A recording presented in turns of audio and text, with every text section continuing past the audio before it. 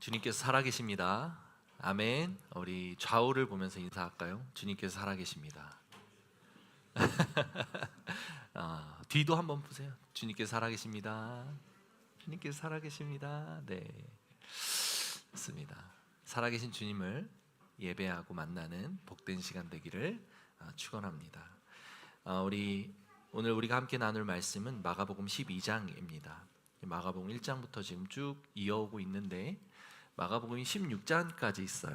그래서 올해 안에는 끝나겠죠. 네, 작년에 시작했는데 올해 안에는 끝나지 않을까. 마가복음 12장 1절부터 12절까지 말씀 저와 여러분들이 돌아가면서 읽어보도록 합니다. 예수께서 비유로 그들에게 말씀하시되 한 사람이 포도원을 만들어 산울타리로 두르고 즙자는 틀을 만들고 망대를 지어서 농부들에게 새로 주고 타국에 갔더니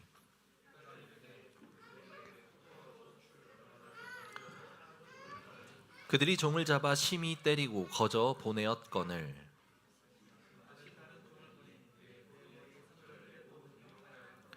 또 다른 종을 보내니 그들이 그를 죽이고 또 그 외에 많은 종들도 더러는 때리고 더러는 죽인지라.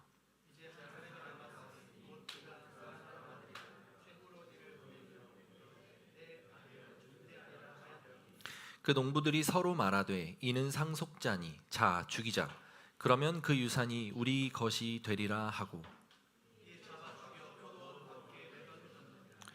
포도원 주인이 어떻게 하겠느냐 와서 그 농부들을 진멸하고 포도원을 다른 사람들에게 주리라.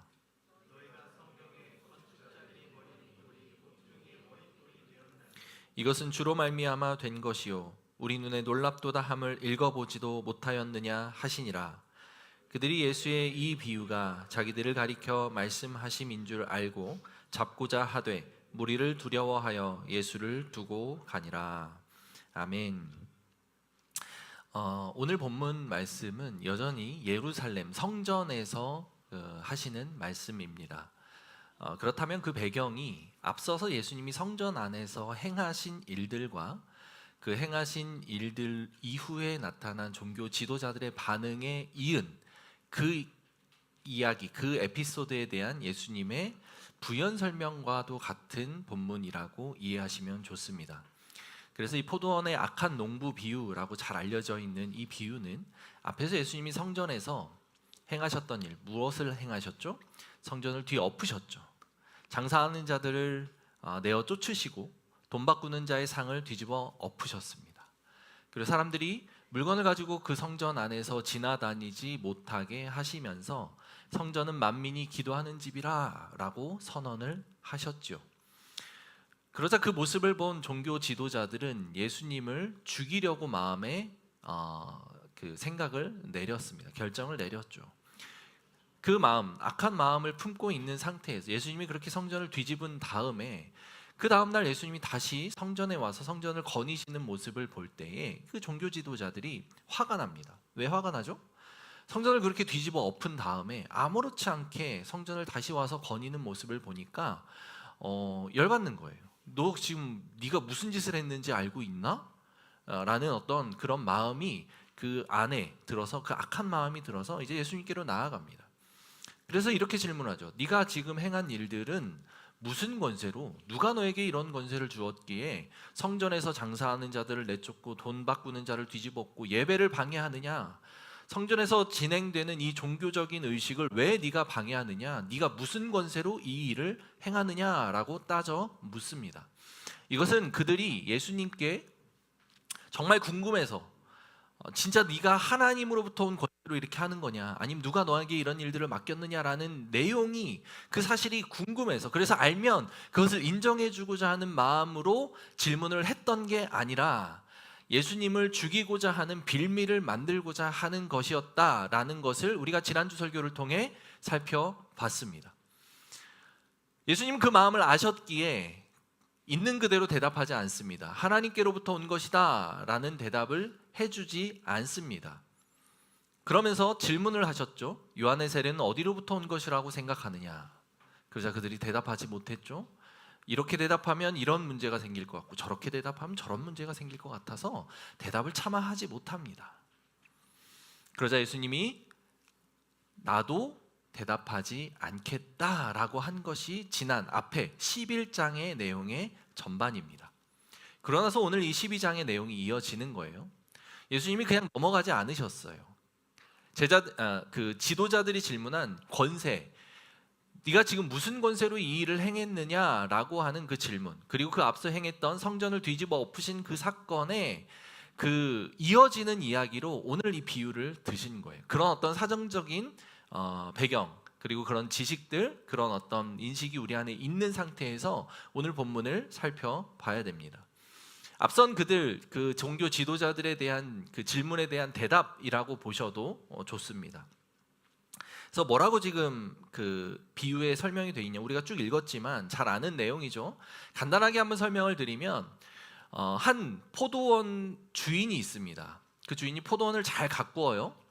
포도나무도 심고 그 다음에 포도즙을 만들 틀도 만들고, 그래서 정상적인 포도원의 기능을 할 수 있는 상태로 포도원을 만듭니다. 그리고 나서 소작농의 개념이었던 것 같아요. 농부들을 고용합니다. 고용해서 포도원에 포도나무도 심고 포도나무를 관리하고 포도나무를 잘 키울 것을 맡겨요. 여기서는 세 주었다라고 표현하죠. 그래서 그렇게 맡깁니다. 그리고 나서 이 주인은 멀리 타국으로 가요. 타국으로 간 그 주인이 소출이 있을 때마다, 포도를 수확할 때마다 사람을 보내서 정당한, 주인이 맡긴, 공짜로 준 것은 아니겠죠. 소작농에게, 그 농부들에게 그냥 이것을 가지라고 준 것은 당연히 아니겠죠. 그러니 그것을 그 때가 되었을 때 정당한 세를 거두기 위해서 종들을 보냅니다. 종들을 보내는데 첫 번째 종을 보낸 장면이 오늘 본문 이렇게 나오죠. 2절에 보니까 때가 이름에 농부들에게 포도원 소출 얼마를 받으려고 한 종을 보내니, 3절에 그들이 종을 잡아 심히 때리고 거저 보내었거늘, 이렇게 되어 있습니다. 첫 번째 종을 보냈을 때 종을 잡아서 심히 때립니다. 그리고 다시 돌려보내요. 주인에게 보내야 되는 세를 주지 않았다라고 하는 내용이 등장합니다. 그러자 다시 4절에 보니까 다시 다른 종을 보내니 그의 머리에 상처를 내고 능욕하였거늘, 이제 두 번째 종을 보내는데 두 번째 종은 그냥 때리고 돌려보낸 게 아니라 상처를 내고, 그리고 능욕이라고 하죠. 모욕을 줍니다. 극심한 그 어떤 수치감을 그에게 주는 행동을 해요. 종을 어떻게 했는지는 모르겠지만 매우 수치스러운 장면들이 연출되었던 것 같아요. 두 번째로 보낸 종을 그렇게 다시 돌려보냅니다. 그리고 5절에 보니까 또 다른 종을 보내니 그들이 그를 죽이고 또 그 외에 많은 종들도 덜어는 때리고 덜어는 죽인지라. 세 번째로 종을 보냈을 때는 세 번째 보낸 종을 죽입니다. 그리고 나서 그 다음에 또 다른 많은 종들을 보내니 덜어는 때리기도 하고 또 덜어는 죽이기도 하면서 그 종들을 돌려보내며 주인에게 줘야 될 마땅한 소출을 주지 않았다라는 것이 오늘 이 비유의 이야기입니다. 그러고 나서 이 주인이 이제 더 이상 보낼 종들이 없으니 내 아들이 하나 남았고, 종들은 그렇게 할 수 있겠다 싶은데 내 아들은 그들이 선대하리라. 아들 정도 되면 그들이 감히 함부로 때리거나 죽이거나 하지 못할 것이다 라는 마음이 들어서 다시 그 포도원 농부들에게 아들을 마지막으로 보냅니다. 자기 아들을 보내서 무엇 하러 보낸 거죠? 정당한 그들이 바쳐야 되는, 드려야 되는 세를 거두러 보낸 것이죠. 그렇게 보냈는데 그 아들을 어떻게 합니까? 맞이하는 농부들은 야, 드디어 상속자가 우리에게 왔다. 이 포도원 주인의 상속자를 죽이면 이 포도원을 우리가 빼앗을 수 있지 않을까. 완전 나의 강도와 같은 마음으로 그 포도원 주인의 아들을 그들이 맞이합니다. 그리고 죽여요. 그리고 포도원 밖으로 던집니다. 이것이 오늘 이야기예요. 그래서 이 포도원 주인이 어떻게 하겠느냐라고 9절에 예수님이 묻죠. 그 농부들을 진멸하고 포도원을 다른 사람들에게 주리라. 당연한 것 아니겠습니까? 아들이 죽었다고 그 소작농, 그 포도원을 맡겼던 농부들에게 포도원을 줄까요? 정상적인 사람이라면 당연히 그렇게 하지 않을 것이지요. 그래서 그 포도원 농부들을 진멸하고 다른 사람에게 그 포도원을 맡기지 않겠느냐. 이게 오늘 예수님이 비유를 통해서 하신 이야기의 전부입니다. 이 포도원 이야기를 딱 들었을 때 포도원 이야기의 비유, 이 비유의 이야기에 담겨 있는 내용들이 얼핏 짐작이 되십니까? 예수님이 이 비유를 하면서 포도원의 주인을 누구라고 생각하면서 이 말씀을 하셨을까요? 하나님, 그죠? 그리고 포도원은 무엇일까요? 바로 이스라엘입니다. 당신의 자녀들, 당신의 백성들이에요. 오늘날은 아마 교회라고 생각하시면 좋을 것 같습니다. 그리고 농부들, 그 악한 농부들은 바로 누구를 가리킬까요? 지도자들, 종교 지도자들을 가리킵니다. 오늘날로 따지면 한국 교회의 지도자들, 저와 같은 목사, 그리고 아직 우리 교회는 없지만 장로들, 그리고 중직자들, 직분자들을 의미합니다. 조금 더 넓은 의미로 먼저 복음을 받은 자들까지도 확장해 볼 수 있습니다. 그리고 종, 하나님, 그 주인이 그 소작농들에게, 악한 농부들에게 세를 거두기 위해 종들을 보냈는데 이 종들은 누굴까요? 선지자들, 예언자들. 구약시대 수많은 선지자와 예언자들을 보냈던 것처럼 그렇게 주인이 종을 끊임없이 보냈던 것이죠. 그리고 마지막으로 아들을 보내는데 그 아들은 누구일까요? 예수님. 너무 뻔하고 쉬운 이야기입니다. 사실 이 비유는 그렇게 복잡하지 않아요. 우리가 읽고 지금 느낀 것처럼 이 내용이 전부입니다. 그리고 이 안에 등장하는 이 등장인물들이 추구하고 의미하는 바가 명확해요. 그래서 그것을 통해 우리가 오늘 하나님이 어떤 메시지를 주시는지를 좀 살펴볼 텐데, 본문을 보면서 저는 이상한 것 한 가지를 처음 생각했습니다. 왜 주인은, 그 포도원의 주인은 종이 한 명 그 수모를 당하고 돌아오고 맞고 돌아오고 그 다음에 죽임을 당하고 그 다음에 끊임없이 더 많은 사람들의 종들을 보내었는데 왜 그렇게까지 계속 종들을 보냈을까? 사람은 검은 머리 짐승은 거두는 거 아니고 사람은 고쳐 쓰는 거 아니다, 뭐 이런 이야기들이 많죠. 이게 그 일반적으로 사람들 사이에서 통용되는 사람의 본성, 악한 본성에 의해서 나오는 행동과 태도들, 이건 변하지 않는다라고 이야기하는 내용입니다. 하나님은 당연히 그 내용을 아셨을 것이고 이 주인도 마찬가지로 그 사실을 알았을 텐데 계속해서 종들을 보냅니다. 종들이 소중하지 않아서 그랬을까요? 그건 아니었겠죠. 왜 그들을 보냈을까요? 그 농부들, 오늘 본문에 나타나는 악한 농부들이라고 표현된 그들에게 그 주인은 끝까지 포기하지 않고 기회를 주고자 보냈던 거예요. 그들조차도 악하지만 그래서 진멸하는 그런 결과에 이르는 정말 안타까운 결과를 맞이했지만 그럼에도 불구하고 그 주인의 마음에는 그들이 깨닫고 돌이키기를 바랐던 거예요. 더 이상 이들이 내 종을 해치지 않기를 바라는 마음으로 이번에 한 번만 더 보내보자. 더 이상 이들이 내 종을 모욕을 주지 않는 그런 상태로 지낼 수 있게, 그들에게 정당한 세를 줘서 돌려보낼 수 있는 그런 마음, 그런 기대하는 마음으로 주인이 보낸 거예요. 보낼 때마다 이번은 다르겠지. 보낼 때마다 이번은 좀 들었으면 좋겠다. 보낼 때마다 그들이 깨닫고 그 소출을 다시 우리에게 줬으면 좋겠다. 이런 마음으로 계속해서 보내지 않았겠느냐라는 거죠. 더 강력한 수를 써서 애초에 그 포도원 그 농부들을 갈아치울 수도 있었을 텐데 그러지 않았다라는 것이 저에게는 너무 큰 위로였습니다. 하나님 그렇게 이스라엘 백성들을 바라보고 계셨어요. 하나님 그렇게 종교 지도자들에게 끊임없는 그 당신의 마음을 표현하셨습니다. 이스라엘 많은 선지자들이 예수님 그 이스라엘 백성들에게 와서 너희들 회개하고 돌이켜라. 제발 돌이켜라. 제발 나에게로 돌아와라. 내가 이야기하는 그 복음, 그 믿음, 하나님의 말씀으로 돌아와서 하나님을 잘 섬기자.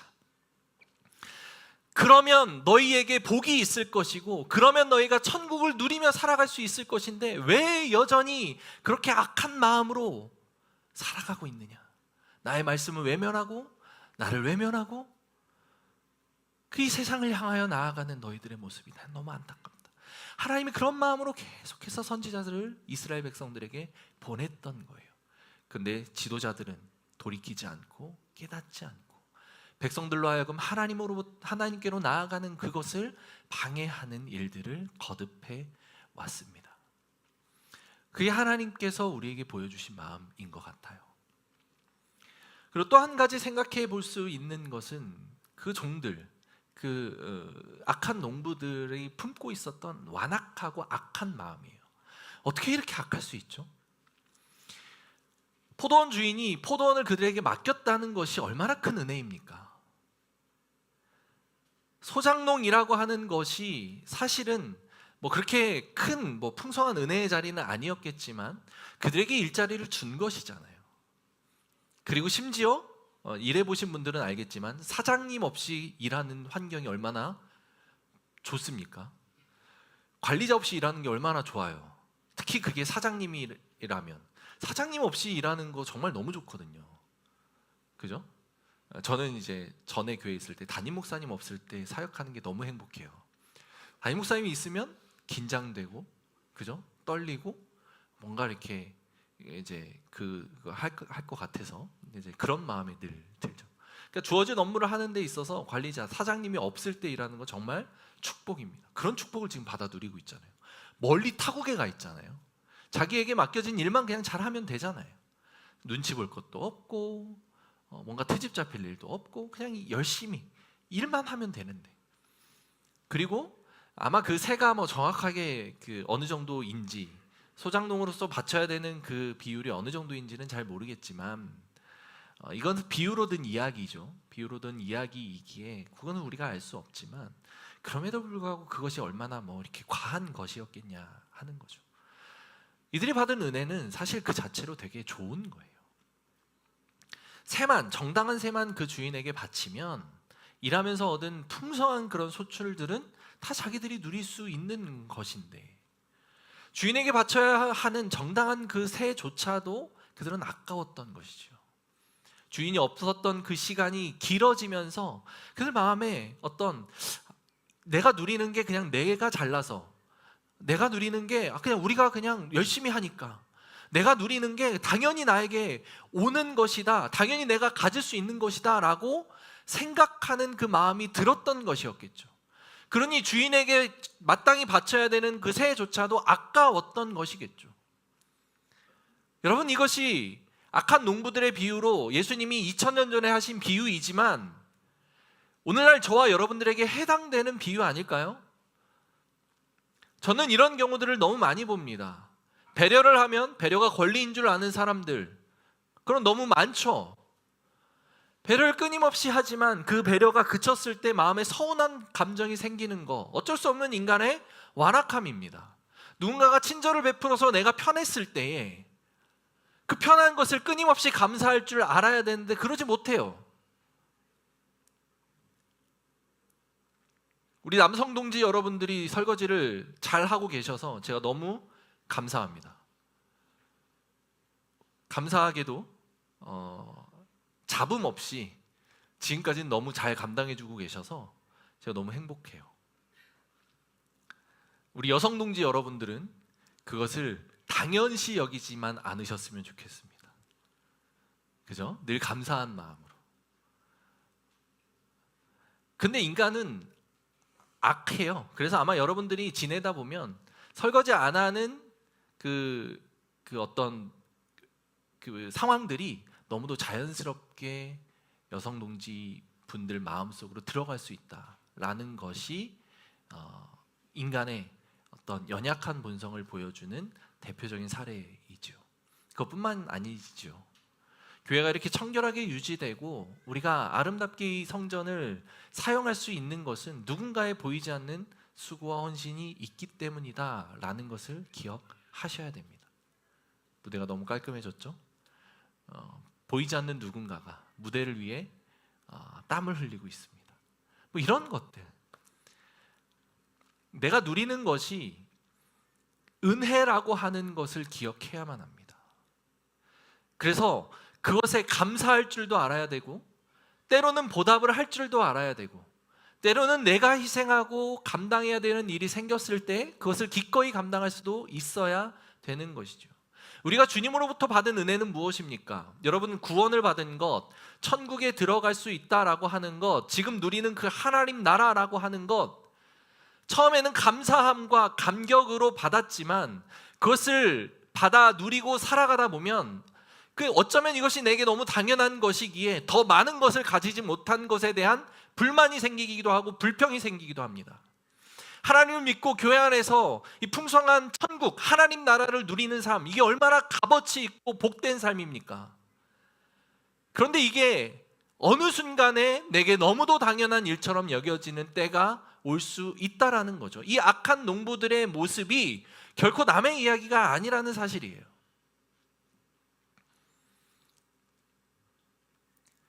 내가 땀 흘렸고, 내가 심었고, 내가 수확해서, 내가 가공하고 포도즙도 짜고 했는데 왜 내가 이걸 주인에게 일부 돌려줘야 되지? 라고 하는 마음.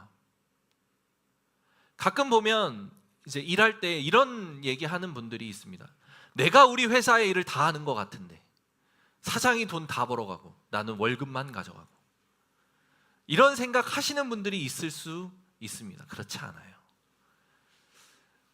직원이면 그 직원의 자리에서 내가 나에게 이 일을 맡겨주셨다라고 하는 사실에 대해서 생각을 할 수 있어야 돼요.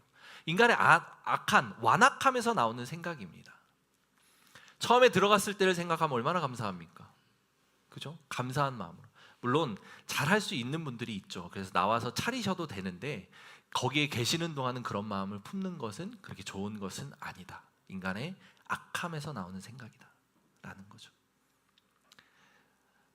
여러 가지 것들이 있습니다. 그런데 이 내용들이 여러분들에게 좀 와닿는, 나의 완악함을 좀 돌이켜보는 시간이 되면 좋을 것 같아요. 이 포도원의 악한 농부들 어리석어 보이죠. 그런데 제3자의 시각으로 우리의 삶을 봤을 때 여러분들의 삶은 이런 악한 농부들과 다를 것이라고 생각하시는지, 아니면 하등 다를 바 없는 그런 모습으로 살아가고 있는지 한번 생각해 보시면 좋을 것 같습니다. 이 악한 농부들은 조금은 구체적으로 들어가면 오늘날은 교회 지도자들에 대한 이야기입니다. 물론 그 시대의 직접적인 청자는 예루살렘, 이스라엘의 종교 지도자들이죠. 대제사장과 서기관들, 그리고 사두개인과 바리새인과 같은 종교의 최정점에 있는 사내들인 공회 의원들, 그들입니다. 그들이 왜 예수님을 메시아로 받아들이기가 어려웠을까요? 예수님의 이 혁신적이고 혁명적인 가르침을 수용하기가 어려웠을까요? 그들이 그동안 유지하고 지키고 있었던 가치, 장로들의 유전, 전통, 그리고 성전을 그렇게 매매하는 것을 통해 종교적인 제사, 자기들이 드려야 되는 제사가 편하게 그리고 합리적으로 드려질 수 있도록 만드는 시스템, 그리고 그 시스템에 의해서 내가 보게 되는 이득, 다양한 것들이 그들 안에 얽혀 있습니다. 그래서 예수님께서 이야기하시는 이 모든 것들을 뒤집어 엎고 성전은 만민이 기도하는 집이다, 그것을 회복해야 된다라고 이야기하는 그 외침이 불편한 거예요. 왜? 우리가 그동안에 만들어 놓은 시스템이 깨어지니까, 이것을 무시하는 것 같은 그런 느낌이 드니까, 이것을 통해 내가 얻었던 그 막대한 이득을 포기해야 되니까 삶이 불편해지고 그동안에 있었던 것이 새로워지는 그 경험들이 그다지 유쾌하지 않으니까 그것을 끝까지 방해하고 받아들이지 못하고 있었던 거예요. 종교 지도자들의 지금 상태가 그러한 것이죠. 하나님의 말씀은 끊임없이 개혁하고 변화되고 본질에 맞추어서 상황에 대입하게끔 하나님은 우리에게 도전을 하시는데, 우리 삶은 현재 그 상태를 유지하기를 원합니다. 나의 생각을 바꾸기를 원하지 않아요. 저와 같은 경우도 마찬가지입니다. 교회를 세워감에 있어서 하나님 끊임없이 저에게 도전하시고 말씀하시는데, 이미 몇 년 지나지 않은, 이제 4년도 되지 않은 이 교회가 이 안에서도 굳어지려고 하는 시스템들을 발견합니다. 제 성향에 의해서 만들어진 그런 움직임들을 발견합니다. 깨고자 노력하지만 깨기가 쉽지 않을 때가 많아요. 그런데 그것은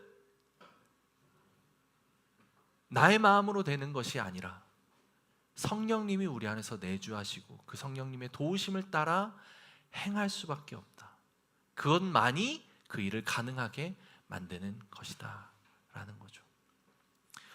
오늘날 교회가 얼마나 타락했는지를 보여주는 정말 많은 사례들이 있습니다. 그 모습의 대부분은 교회 지도자들이 얽혀 있습니다. 교회 지도자들이 교회를 사유화합니다. 자기가 세운 교회라고 생각하니까, 젊은 시절부터 평생을 헌신해서 일군 나의 열매라고 생각하니까, 그러니까 그 교회를 놓고 싶어 하지 않습니다. 세습의 문제. 내 거라고 생각하니까 내 아들한테 물려주는 거예요. 근데 그렇습니까? 교회가 목사 개인의 것입니까? 아니죠. 네, 아니에요. 목사 개인의 것이 아닙니다. 가장 중요한 건 하나님의 것이고, 우리 모두가 하나님의 몸된 지체로서 교회 그 자체입니다. 그게 교회의 본질이에요. 그런데 목사가 있다 보면 자꾸 하고 싶어져요. 악하니까. 이 악한 농부들의 모습이 다른 이들의 모습이 아니거든요. 바로 지도자들, 저의 모습이거든요. 그러니 있다 보면 저의 생각, 저의 말대로 움직이는 그것들을 경험하다 보면 권력에 취하게 될 수밖에 없습니다. 그렇게 움직여지는 시스템에 넘어갈 수밖에 없게 돼요. 타성에 젖을 수밖에 없게 돼요. 이게 하나님이 주신 은혜고 하나님이 세우신 교회고, 하나님의 말씀이 드러나고 열매 맺어지는 것이 바로 이 교회다라고 하는 그 생각들이, 그 마음들이 유지되게끔 하는 것이 쉽지가 않아요, 인간이기에. 그래서 저를 위해 정말 많이 기도해 주셔야 됩니다. 그리고 여러분들도 그 부분에 대해서 깨어 있으셔야 돼요. 목사가 교회를 사유화하는 것 같다 라는 마음이 들고 그런 생각이 드는 모습들이 보이면 지체 없이 여러분들의 리더나 저에게 와서 이야기를 하셔야 되는 거예요. 이게 되게 중요합니다. 우리를 지키는 일인 거예요. 그뿐 아닙니다. 다른 중직자들도 마찬가지죠. 교회 장로들이나 아니면 다른 직분들로 인해서 세워진 분들도 마찬가지. 내가 헌신한 영역에 대해서는 자기의 기득권을 주장하고 싶어져요. 내가 이렇게 헌신해서 부서를 이렇게 만들었는데, 내가 이렇게 헌신해서 다른 사역팀을 이렇게 만들었는데, 수고하고 헌신하고 애쓴 거 맞죠? 그러나 그것이 내 겁니까? 그게 아니라는 거예요. 그게 교회 안에서 많아지니까 교회 안에서 다툼, 분쟁, 온갖 종류의 세상에서도 보기 힘든 그런 좀 부끄러운 모습들이 많이 나타나요. 그게 교회의 타락을 보여주는 대표적인 사례들이죠. 그 이후에 이어지는 도덕적인 타락, 목사들이 성적인 유혹에 넘어가고 돈을 횡령하고 장로들이 그렇게 하고 이런 것들은 그 다음 부차적인 문제, 그로 인해서 나타나는 결과들이에요. 하나님이 사라진 거예요. 하나님을 두려워하는 마음이 없어지는 거죠. 교회가 내 것이고 성도들이 나의 밑에 있는 부하처럼 여겨지니까 신경 쓰지 않는 거예요. 나의 행동에 대해서. 하나님이 지켜보고 있다는 사실 자체를 외면해 버리는 거예요. 저기 멀리 타국에 있으니까, 지금 안 보이니까, 그가 나를 어찌할 수 없다라고 생각하는 그런 마음이 드니까 내 마음대로 살아가는 거예요. 우리에게 있는 그 모든 것들이, 숨 쉬는 것, 우리가 건강한 것, 두 팔로 걸어 다니면서 쓸 수 있는 그 모든 것들, 내가 도전할 수 있고 공부할 수 있고 할 수 있는 그 모든 것들이 하나님이 우리에게 주신 은혜다라는 이 믿음의 고백이 우리에게 너무도 중요합니다. 당연한 거 아닙니다. 그걸 당연하다고 생각하는 순간 이 악한 농부들과 같은 모습이 우리 삶에 나타날 수 있다라는 거예요.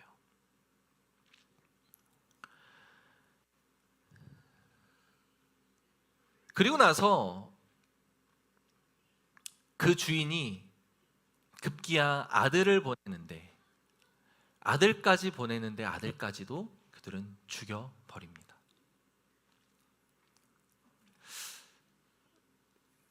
아들을 죽게 만든 것이 결국 악한 농부들이라는 뜻이에요. 그리고 그 악한 농부들은 저와 여러분들이라는 이야기를 하고 있는 겁니다. 주님께서 우리에게 오셔서 말씀하십니다. 내가 성전을 다시 세우리라. 성전은 이러한 것이다 라고 설명하고 말씀하실 때에, 그리고 하나님의 말씀으로 복음은 이런 거야, 하나님 나라는 이런 것을 누리고 살아가는 거야 라는 것을 끊임없이 말씀하실 때에, 권세 논쟁으로 예수님 앞에 나와서 당신이 지금 무슨 권세로 이 일을 합니까? 라고 따져 물었던 종교 지도자들처럼 우리도 주님, 우리가 그 주님의 말씀을 따를 수 없습니다. 어떻게 내 것을 포기하고 다른 사람에게 이렇게 나눠주는 삶을 살 수 있습니까? 어떻게 내 삶보다 하나님이 기뻐하시는 이 땅을 회복하는 그 일에 내 삶을 드릴 수 있겠습니까? 어떻게 내가 추구하고자 하는 이것이 하나님 그 나라보다 더 무가치한 것으로 여길 수 있습니까? 하늘의 영광을 어떻게 더 이 땅 가운데서 드러내며 사는 삶이 유일한 우리의 삶의 목적이라고 말할 수 있습니까? 라고 말하는 우리의 마음이 이 종교 지도자들 마음속에 있었던 그 예수님의 권세를 받아들이고 싶지 않아 했던 그 마음과 같다는 의미예요. 여러분들이 악한 농부처럼 또는 그 당시 종교 지도자들처럼 주님의 말씀 앞에 저항하고 있다면, 하나님이 우리에게 하시는 그 말씀 앞에 내가 부딪히고 저항해서 끝까지 내 자리를 고수하겠습니다, 내 생각을 고수하겠습니다 라고 한다면, 이들과 하등 다를 바 없는, 결국 예수님을 죽음으로까지 몰아넣게 만든 그 악한 농부들, 종교 지도자들의 모습과 하등 다를 바 없는 모습이라는 사실이에요. 그 사실을 우리가 인지하고 바르게 수용하는 겁니다. 그게 너무 중요해요. 그렇게 예수님을 우리가 죽음으로 몰아가게 되었다. 그러고 나서 예수님께서 이렇게 말씀하십니다. 10절 말씀 같이 한번 읽어볼까요? 10절, 11절 말씀입니다. 준비, 시작.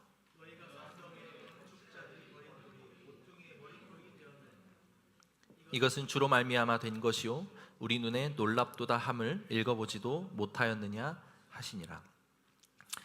이렇게 말씀하시면서 비유를 마무리하십니다.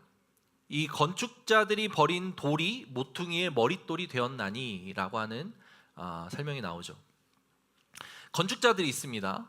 그 당시 건축법 그리고 건축의 어떤 형태 양식은 모퉁이 돌이 필요해요. 그 모퉁이 돌을 이제 건물과 건물 이 벽이 만나는 그 모퉁이 바닥에 있는 돌이 바로 모퉁이 돌인데, 이 모퉁이 돌을 하나 딱 세워두고 이것을 기준으로 벽을 만들고 이렇게 이제 치고 지붕을 올리고 하는 그런 형태로 그 당시 건축이 이루어졌다고 합니다. 그러니 첫 돌을 놓는 것이 매우 중요해요. 재질도 중요하고 형태도 중요하고 아주 중요합니다. 그래서 되게 중요하게 여기는 것이 바로 이 모퉁이 돌이에요. 그래서 건축자들이 그 돌을 고를 때 중요하게 골라야 되니까 필요 없어 보이는 돌들은 이렇게 버리겠죠. 갖다가 버립니다. 그런데 건축자들이 버린 돌이 모퉁이의 머릿돌이 되게 하셨다라는 말씀이에요. 이게 주님께서 그렇게 하셨고 우리에게는 놀랍도다함을 읽어보지 못하였느냐라는 말을 들어보니까 이게 그 구약 성경에 나오는 이야기구나라는 것을 알 수 있습니다. 시편 118편에 이 이야기가 예시로 들어져 있는데 조금 기니까 22절만 한번 읽어볼게요. 22, 23절 같이 한번 읽어볼게요. 시작. 건축자가 버린 돌이 집 모퉁이의 머릿돌이 되었나니 이는 여호와께서 행하신 것이요 우리 눈에 기이한 바로다. 자, 건축자가 버린 돌이 집 모퉁이의 머릿돌이 되었다. 이는 여호와께서 행한 것이요 우리 눈에 기이한 바로다. 기이한 바죠. 건축자들이 필요 없다고 버린 돌이 모퉁이의 머릿돌로 삼게 되었다는 거잖아요. 기이하죠. 건축자들 눈에는 보이지 않았던 것이 누구의 눈에는? 하나님의 눈에는 보였다는 이야기입니다. 그래서 이 이야기가 결국 오늘 본문에 이르러서는 예수님이라고 하는 분을 드러내고 나타낸다라는 걸로 연결되지만, 이 시편 기자의 고백 속에서 나타난 것은 물론 예수님에 대한 예언으로 받아들일 수도 있는데, 이 당시 1차적인 의미로는 바로 다윗의 고백이라고 여겨지는 이 시편이, 다윗이라고 하는 사람이 어떤 존재입니까? 목동으로 살다가 하나님이 선택해서 이스라엘의 왕으로 삼고 그 위대한 왕으로 세우셨잖아요. 그게 다윗의 삶이었습니다.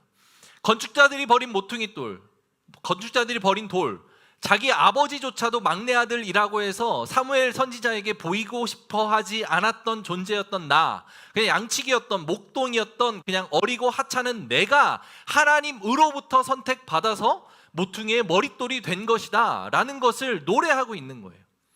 그리고 이스라엘이라고 하는 나라가 그런 나라가 되었다라고 노래하고 있는 거예요.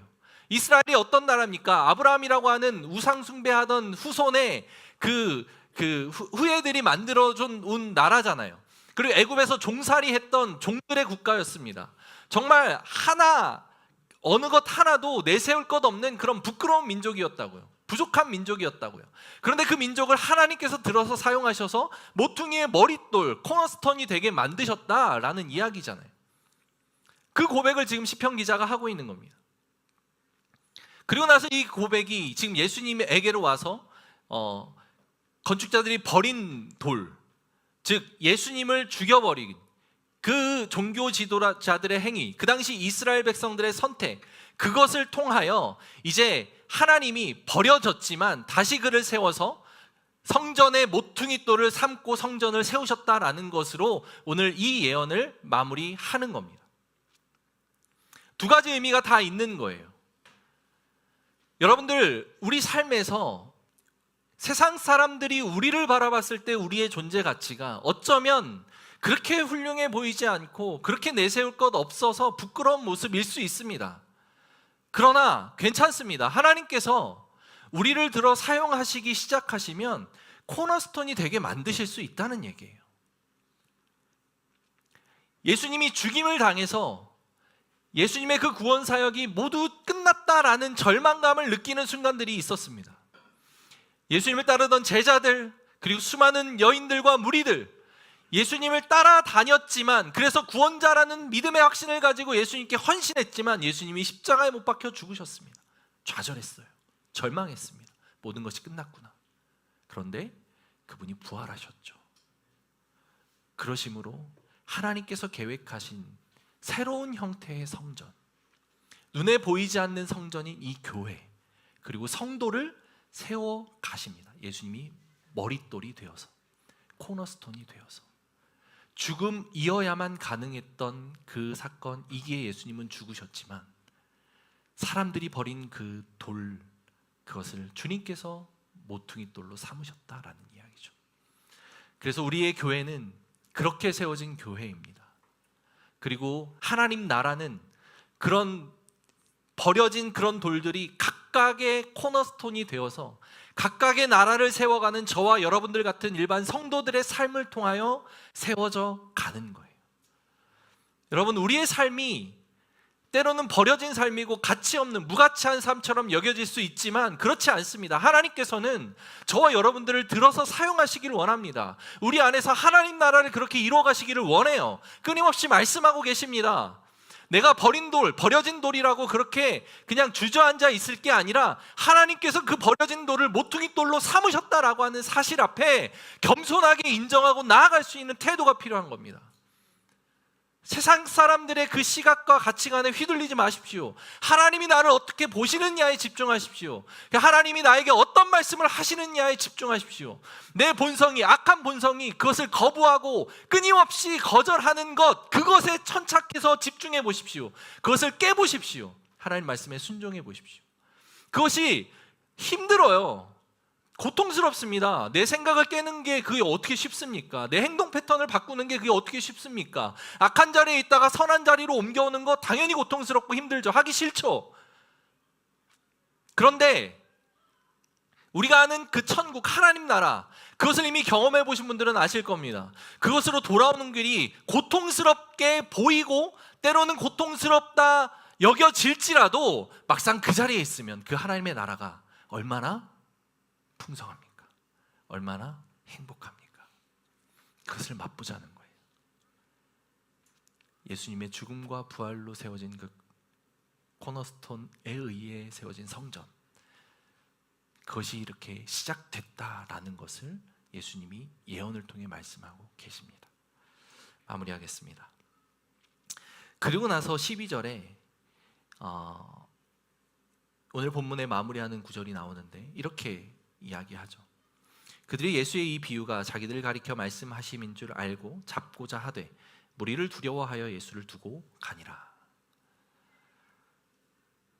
이 비유가 자기들에게 하는 말이라는 것을 그들이 깨달았대요. 알았대요. 그런데 안타깝게도 그렇기에 예수를 잡고자 합니다.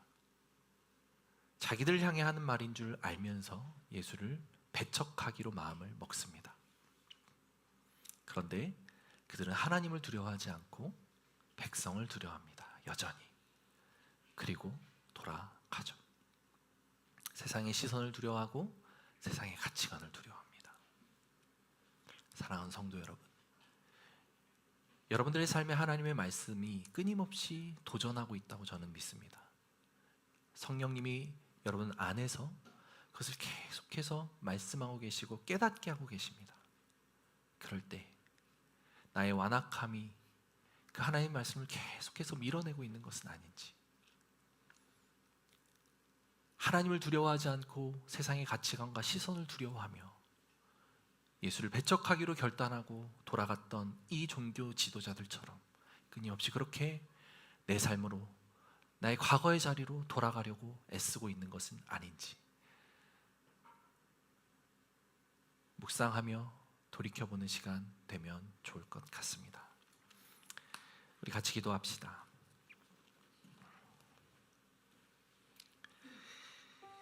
이 말씀이 우리를 향한 말씀이라는 사실을 깨닫습니까? 그렇다면 우리의 반응은 어떠해야겠습니까? 적어도 이 종교 지도자들이 보인 반응은 우리에게 없었으면 좋겠습니다. 완전하진 않더라도 주님께 나아와서 깨닫고 돌이키고 애써 보겠습니다 라고 이야기할 수 있으면 좋겠습니다. 아니요, 나는 여전히 내 삶의 자리가 편해요. 아니, 여전히 나는 내 사고방식이 편해요. 아니, 여전히 나는 하나님이 날 위해 어떤 희생을 하셨든 상관없이 지금 이 삶이 좋아요. 바꾸고 싶지 않아요. 그 힘든 일을 내가 왜 합니까? 그렇게 하면 세상 사람들이 나를 이상하게 볼 것 같은데요. 그렇게 살면 세상에서 뒤처질 것 같은데요. 그렇게 살면 이 세상이 나를 더 험악하게 몰아갈 것 같은데요. 아닙니다. 그렇지 않아요. 깨어진 이 세상은 우리를 끊임없이 고통스럽게 만들 수 있지만 창조주이신 하나님, 이 땅을 다스리시는 그 하나님, 그 하나님의 질서 안으로 들어가고 하나님의 말씀을 수용하기 시작하면 새로운 세계, 새로운 질서, 새로운 그 하나님의 나라의 아름다움이 우리 삶에 펼쳐질 것입니다. 그 삶을 사모하고 고통스럽지만 하나님을 두려워하는 마음으로 하나님께로 돌이키는 우리 복된 성도님들의 삶이 되기를 축원합니다. 우리 같이 기도할 때 이 말씀 앞에 우리가 어떤 태도를 취해야겠습니까? 말씀이 깨달아지게 하시고 깨달은 말씀을 우리 마음으로 수용하고 순종할 수 있는 믿음과 용기를 우리에게 허락하여 주옵소서. 내주하시는 성령님 도와주시고, 내주하시는 성령님 의지하여 그 일들을 이루고 살아내는 우리가 되게 하여 주옵소서. 같이 기도하며 나아갑시다. 하나님 아버지 감사합니다. 주님 안에 있는 귀한 성도들, 하나님, 우리가 하나님께서 맡겨주신 이 복음, 하나님께서 보여주신 그 하나님 나라의 아름다움, 주님, 이것을 끊임없이 우리 안에서 세워가고 도전하며 일으켜 세우시기를 원하는 그 하나님의 말씀 앞에 섭니다. 주님, 그러나 우리의 본성은, 우리의 악한 내면은 그 하나님의 말씀을 늘 저항하고자 합니다. 그 하나님의 말씀 앞에 끊임없이 반항하고자 합니다. 그것이 내 것이 아니라고 외면하고 싶어 합니다. 그런 삶이 어떻게 가능하냐고 애써 부인하고자 합니다. 그러나 하나님, 창조주이신 하나님께서 회복하고자 하시는 그 하나님 나라의 질서는 우리의 상상을 뛰어넘는 아름다움과 강력함을 지니고 있음을 압니다. 주님, 그 삶이 우리 안에서 사모되게 하여 주옵소서. 그 아름다움이 우리 안에서 기대되게 하여 주옵소서. 그리하여 그 삶을 꿈꾸고 나아가는 복된 성도들이 되게 하여 주옵소서. 하나님, 때로는 우리가 건축자들이 버린 돌과 같은 무가치하고 가치없는 존재로 여겨질 때가 있습니다. 그러나 하나님께서 우리를 들어 사용하실 때 우리가 코너스톤이 될 수 있음을 믿습니다. 하나님, 그렇게 우리를 사용하시기를 원하고 사용하실 수 있다라고 하는 사실을 늘 기억하며 주님 앞에 서 있을 수 있게 하여 주옵소서. 세상은 우리에게 버려진 돌이라고 외칠 때에 주님께서는 우리를, 아니다, 너는 가치 있는 인생이다, 내 말을 듣고 나에게 돌이켜라, 내 말을 듣고 나에게로 나아오라, 그리하면 네가 건물을 세울 수 있는 그 모퉁이 돌이 될 수 있다. 주님께서 말씀하시는 이 말씀 앞에 우리가 겸손하게 반응하고 수용할 수 있도록, 순종하며 아멘으로 화답할 수 있도록 하나님, 이 백성을 긍휼히 여겨 주시옵소서. 하나님 감사합니다. 그 은혜가 우리에게 넘치기를 소망합니다. 하나님, 오늘도 우리에게 말씀을 주셨습니다. 이 말씀 앞에 열린 마음과 열린 생각으로 반응할 수 있는 복된 성도들 되게 하여 주옵소서. 이 시대 교회를 향한 하나님의 안타까운 마음이 느껴집니다. 교회 지도자들을 향해 우리가 중보하게 하시고, 그리고 우리가 세워가는 이 교회가 하나님이 아프게 바라보시는, 가슴 아프게 바라보시는 교회가 되지 않을 수 있도록 악한 농부들이 가득하여 주님께서 주시는 말씀을 끊임없이 내치고 때로는 죽이고 때로는 외면하는 그런 교회가 되지 않을 수 있도록 주님, 이 교회를 아름답게 가꿔가는 고백교회 모든 성도님들 되게 하여 주옵소서. 감사합니다. 주님께서 주신 말씀 앞에 온전하게 반응하고 살아가기를 다짐하는 우리 모두가 되게 하여 주옵소서. 살아계신 예수 그리스도의 이름으로 기도합니다. 아멘.